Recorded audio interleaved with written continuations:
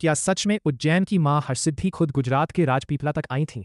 एक राजा की ऐसी भक्ति कि मां स्वयं उसके साथ चल पड़ी। लेकिन रास्ते में हुई सिर्फ एक छोटी सी गलती ने सब कुछ बदल दिया। आखिर क्या था वह रहस्य? आइए जानते हैं। लोक मान्यता के अनुसार सन 1630 में राजा छत्र सिंह जी राजपीपला के सिंहासन पर बैठे। उनकी रानी नंदकुंवरबा मां हरसिद्धि की परम भक्त थीं। कुछ वर्षों बाद उनके घर पुत्र वीरसल जी का जन्म हुआ। बचपन से ही वीरसल जी को उज्जैन स्थित मां हरसिद्धि के दर्शन करने का बहुत शौक था।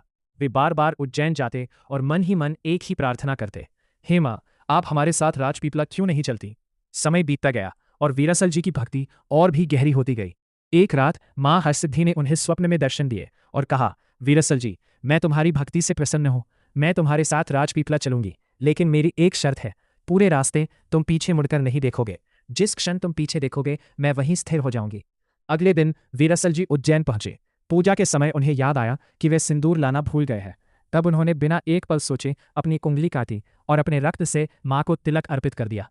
मां उनकी अटूट श्रद्धा और समर्पण से अत्यंत प्रसन्न हो गई। राजपीपला की यात्रा शुरू हुई।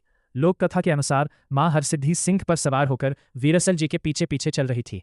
वीरसल जी लगातार आगे बढ़ते रहे, लेकिन जैसे ही राजपीपला की सीमा पास आई, उनके मन में एक विचार आया, क्या सचमुच मां मेरे पीछे आ रही है? बस यही वह क्षण था।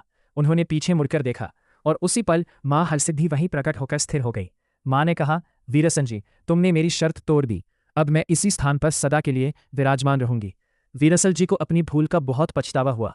उन्होंने उसी स्थान पर मां हरसिद्धि का भव्य मंदिर बनवाया।